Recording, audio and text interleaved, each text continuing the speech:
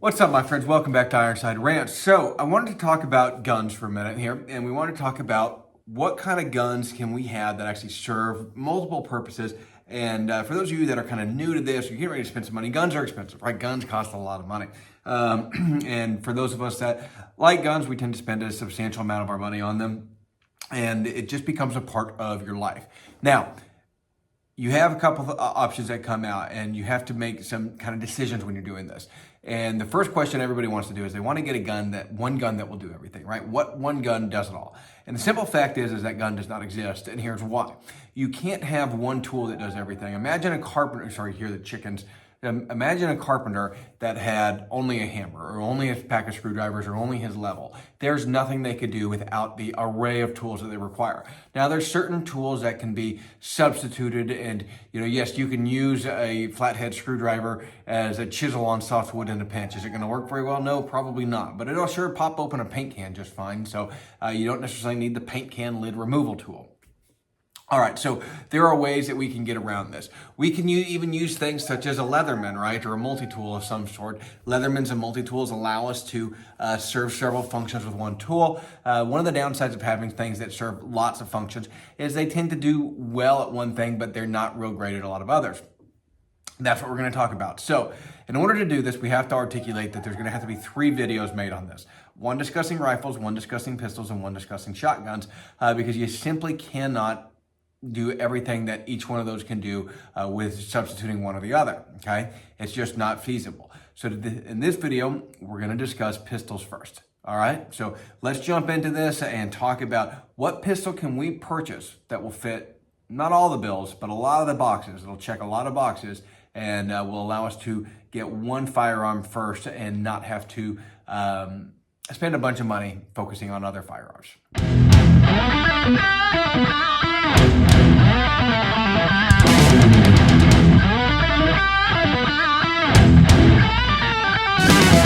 So again, there's a lot of different ways of skinning this cat, and you have to take into account your personal wearability of it. And what do I mean by that? If you are a 5'0", 100 little smaller person, carrying something like a full-size M&P like this is going to be substantially harder for you.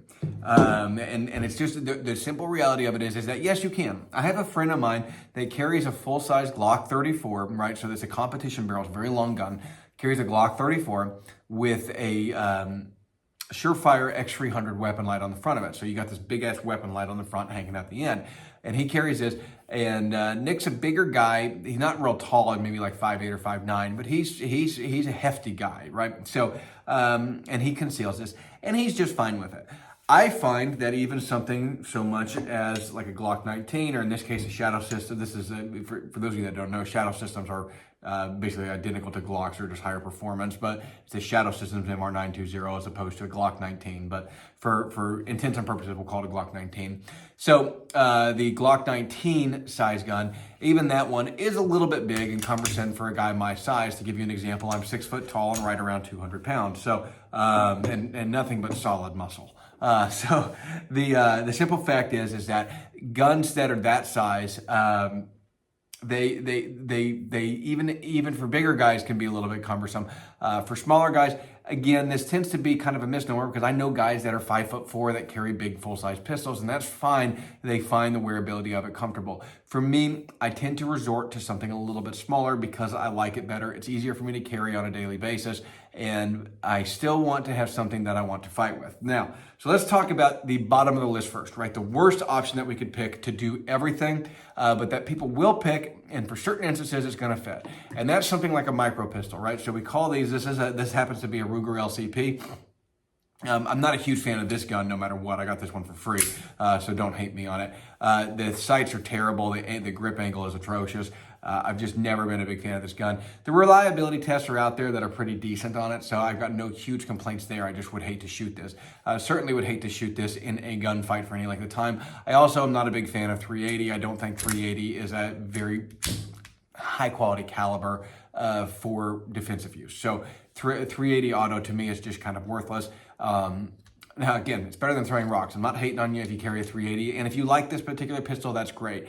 But let's just talk about this. Is this a good gun for all time, your one and only pistol? Okay, so first off, magazines are going to be expensive, so it's going to be difficult to do any substantial amount of training with it. The grip size and the grip angle make it very difficult to shoot for any substantial amount of time, so again, makes it harder to train with it. The sights, you can see, I'm going to move my head out of the way of the barrel, and it is facing in a safe direction. The sights, you can see, are pretty terrible sights, so they do make a higher end version now that has higher quality sights, but there's no real aftermarket attachments for it. You're not getting a weapon light on here, anything along those lines. It is pretty much, this is how it is. And the holsters, there's a lot of limitations on holsters out there for it. The simple fact is that you're only gonna get, I think it's 6 rounds, 6+1, I guess. 6+1 in this. It is just not an adequate pistol for a fight. So yes, a lot of people will have one of these. I see them real commonly thrown into women's purses. And even guys that are new to carrying, you'll see them like throw something like this on their ankle or something like that, which is about the worst thing that you could possibly do. Anybody that has even a modicum of training knows that that is a pretty bad idea. So instead of something like this, what I would prefer you consider is upgrading that. And let's look at a little bit higher end pistol that is not too much bigger, but it's still substantially bigger. This is a Glock 26. So you can see it is bigger and it is definitely fatter, okay? So this is a little bit heftier weapon to carry. One of the big advantages with this is it can use standard size Glock magazines. So the Glock 17, Glock 34, and Glock 19 mags all fit in this. So I can put this full-size magazine in there. So if I wanted to have this on a nightstand or something like that after I'm done for the day, I can pop a larger magazine in here. This is a 17-round one. I have 22-round magazines. I could put something bigger in there to keep this on my nightstand, while during the day, I have a standard 10-round magazine that stays in there and is flush. This makes it fairly simple to operate. Let's see. Show you how big this is with the magazine inserted. Pretty small gun. Fairly good size, and then nice thing about it is it does have a weapon light. I am not a big fan of TLR 6s, but it's the only weapon light made for this gun without a rail, so or the only quality one that I could find anyways. But TLR 6s, they're great lights, they just have a crappy switch on them because you can't reach it with your finger. It's hard, you have to really disengage your hand to get it forward. So now I'll talk about weapon lights here when we get to the end, but a Glock 26 is a really nice size firearm for a, hey, this is my only firearm I'm gonna get for the next 5 years because my wife doesn't like me to own guns, and so she's only allowed me to own one. This is a great gun because this can be carried inside the waistband, outside the waistband, so you can carry it for conceal and carry. It's fairly simple to carry this outside the waistband. I know my brother-in-law, he carries something like this, the Glock 27, which is the same size, it's just in a 40 cal. He carries that when he goes hunting. That stays outside the waistband, that's on his hip at all times. He just doesn't like big pistols because he thinks they're too cumbersome. So something like this is a great option. Shadow Systems does not make a Glock 26, which you guys have known I like Shadow Systems pistols, but what I carry is the Shadow Systems CR920, and this one is the only one here that is loaded, and that's because I carry it. So let me clear it real fast. There we go. All right, see, it's empty. Okay, so this is a Shadow Systems CR920. This is what I carry on a daily basis. You can see it is still nice and pretty and shiny. I just got this one and I love it. Been by far my favorite conceal and carry pistol. It is a large enough pistol. I can get a full grip on here, especially with the extended magazine, and I have a good sized fighting pistol. I've got a weapon light ordered for it, as well as we will probably at some point in time put an optic on the top when my eyesight starts failing, but for right now I don't need the optic, and the iron sights are plenty fast enough for me. So anyways, the CR920 versus the Glock 26. The weight is substantial. This is substantially lighter than the Glock 26. Even with the jailhouse stipple job on my Glock 26, you can see the CR920 is a lot thinner. The actual size-wise of them, they're about the same size. CR920 is just lighter and thinner. This is a nicer pistol. This is more similar to a Glock 43X. Glock 26s are somewhat outdated because of this gun, because this gun with the magazine and the standard magazine that they make this one with fits the exact same amount of ammo as the Glock 26 with the standard magazine. The extended magazine with this one holds more than the extended magazine with the Glock 26. So this is a all-around better firearm. This one happens to have a match grade barrel, and so it's more accurate, as well as holds more ammunition, and it's a little bit smaller, but still affords the same amount of grip purchase while I'm on there trying to actually fire the weapon. So much nicer pistol. The one advantage that you gain with something like a Glock 26 is the way of using like Magpul, standard magazines, something like that, using magazines from your other guns to actually be able to create a fighting weapon at night. You don't have that option with the Shadow Systems pistol. Okay, so those are 3 really nice sized pistols for you. Now let me show you what I used to carry. What I used to carry is the Shadow Systems MR920, which is the exact same size as a Glock 19. They even use the same holsters. And this is, no, I'm sorry, all my guns are black and they get washed out by my shirt in the video, so I'm trying to hold them out here to the side. This is a Shadow Systems MR920. This one has a TLR7 weapon light on there. So very nice weapon light. Again, I'm a big fan of having weapon lights on carry guns and on guns in general. Most of my guns that can have one do have weapon lights, at least if they're ones that I shoot a lot. You'll see my Smith & Wesson does not because I don't shoot it. But anyways, this is a great gun. It's something like a Shadow Systems. I like Shadow Systems better than I like Glocks, even though it's the same internal components. They're just higher performance. The Elite or the combat model is only about $50 more than a Glock. The Elite model is substantially more expensive because it has the RMR cut and everything. But the combat model is, in my opinion, it makes makes a better quality pistol than the Glock, and it's a higher performance Glock. There are some differences with it, so you gotta be careful about when you say better. I love Glocks, I've always loved Glocks, so you Glock guys don't get mad at me. The simple fact is that this has a match grade barrel on there, which they've added to the Gen 5, but the cutting and everything that they've done on the slide to make this weapon lighter and more ergonomic is substantial. The internal components are better.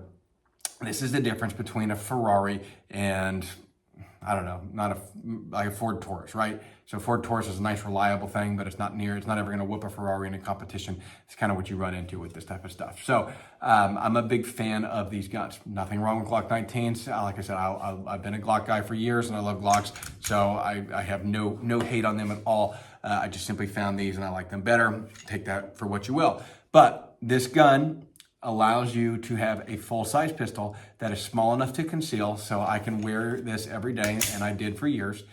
This gun allows me to have a full-size pistol on my nightstand. I can put, again, 17-round magazines in there. I can put 19, 22. I can even put 33-round magazines in here for when it's on my nightstand. I can even, if I want to, I use this one in competition, so I don't, but I could put a threaded barrel on it. If I wanted to put a threaded barrel on there and put a suppressor on there at night when I'm putting this gun in my nightstand with my 33-round magazine, that's a great option, right? 33 rounds with a suppressor, and I have the ability to use my weapon one-handed while I'm opening doors inside my house. Great option for self-defense and home defense. This allows you to carry a gun to the store or wherever it is that you can legally carry, and you have a full-size fighting pistol in the event that you need one. So if I was buying one gun, it would be very close toss-up between these two. This is a much nicer gun for conceal and carry, but if I'm in a gunfight, I'd rather fight with this one. I would not feel undergunned with this one. I would feel undergunned with this one, right? So with the Ruger LCP, I would not want to be in a gunfight with that one. But I would be adequate in a gunfight with either one of these, so they're both great options for you. Now, I want you to consider that going forward, because if I had unlimited money, and I wouldn't probably buy just one gun, I'd buy two, and I'd buy one of each, right? This is a great nightstand gun. This is a great gun for your house, and this is a great gun to carry in the wintertime or whenever. I'll carry this one when we go camping or something along those lines. But this gun here is just simply a better option to carry on a daily basis. The magazine count, everything, the round count, everything is just a better fit for a conceal and carry weapon in the CR920. All right, our last gun, and I have a Glock 17, but I didn't bring it out here. I decided to bring the Smith & Wesson just to show you something different. So those of you that get mad at me for being a Glock guy will get over it. This is the Smith & Wesson M&P, and it's basically the Smith & Wesson version of the Glock, right? So the internals kind of work the same way. It does have some unique features like having the takedown pin in the handle and stuff like that. Magazines are steel, which is definitely a better quality magazine. Steel magazines just release better from the pistol, so I wish Glock would actually start using steel magazines. They just drop out of the weapon a lot better. So I'm a big fan. Now, you deal with kind of the same sort of thing. You have similar round counts with this size weapon, but this is a full-size gun. You can see the size difference. Let me show you here. Full-size gun, barrel's a little bit longer, right? So it's just a little bit bigger. The Glock 17 adds just a bit to the handle. You can see this is a Glock 17 mag, so if it was slid up in there, on this gun it fits flush, but on the other one you could see that it had quite a bit left over. So the Glock 17, or again the M&P, or pick your poison, whatever brand you like, but this size gun, this is a full-size duty size weapon. This is generally designed for somebody that's like a cop or something like that to carry a duty size gun. I used to carry a gun like this every day as my conceal and carry, and the simple fact is it's just far too big. It was nice when I was 19 and ready to eat my 2 scoops of hua in the morning when I went out in the Army, but the simple fact is that that was more immaturity getting the best of me rather than actual good tactical prowess, right? So what I really like is I like these smaller guns like this. They make a lot more sense for a one and done gun. So again, what I would do is I would look at where you live, what your laws are, right? Are you allowed to own these guns? If you're not allowed to own these guns, you might have to stick with something like a 38J frame. You may have restrictions on whether these guns actually are suitable for where you are. And are you allowed to carry outside your home? If you're living in New York and you can't carry outside your home, why would you get a gun that you can carry that's only better outside the home? Well, I would go ahead and get the full-size one that I can carry inside my home and have this ready at my nightstand, and then I've got a full-size pistol when it comes to it and I need to do a fight, right? Or if I'm taking care of that bump in the night. So I don't know if that's legal in New York because of their magazine capacities, but you get what I'm saying. The simple fact is that we need to look at it with where are we in the world and can we use this gun effectively out and about. Here in Alabama, it's a free state. I'm allowed to carry everywhere I want to go, and for the most part, anywhere that I want to be. And it's a Constitution carry state. I have the right to carry on my person when I go out to the grocery store, etc. And so I'm going to. And I have a number of different weapons to choose from to do that with. Okay, so that's kind of a long standoff on these 5 guns to show you what you can look at.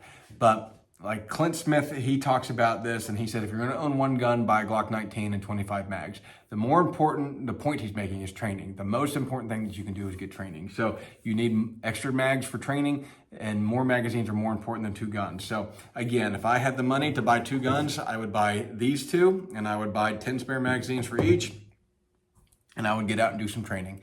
So guys, I really appreciate y'all watching, and like I said, you know what? I forgot. We do have to go into lights real fast. So, weapon lights. I like weapon lights on pistols. Whenever you can, you should have a weapon light on your pistol, because carrying a weapon light is far superior to holding a flashlight if you have to use your gun. The simple fact is, though, that does not alleviate you of your responsibility to carry a flashlight. It does alleviate you of the quality of flashlight you can carry, right? Because I can carry a $4 little pin light, and it's not that big a deal because I'm not going to be using this to actually use my gun in a defensive situation. So it changes the quality of the flashlight that we can carry, and I like having cheap little flashlights because they fall out of my pocket all the time. So we buy these in bulk and just let them fall out and throw them away. So but you have to have a decent quality weapon light in order to do that. And again, we've got the weapon light ordered for this one, so we'll have that coming. But this is one thing that you want to consider. Weapon lights do add a lot of weight and a little bit of bulk to it. So this gun is substantially harder to carry with the weapon light on than it is without the weapon light on. It adds a lot of weight to it, and it makes the front end heavier. So if you're carrying an appendix carry, they tend to kind of want to bow out like that, and they dig into your groinal area a little bit. So it is just something to consider that the weapon lights you kind of have to play with it a little bit to figure out what you want. Streamlights, TLR7s are great weapon lights, so I like them a lot. Again, I think every weapon that you shoot regularly should probably have a weapon light on there. Weapon lights are expensive. It's another couple $100 on top of your pistol, and then you got to upgrade all your holsters to it. So we just got this one, so we haven't added a weapon light yet, but the weapon light will be coming for the Smith & Wesson M&P. So, guys, I really appreciate y'all watching, and we will catch y'all later. Thanks.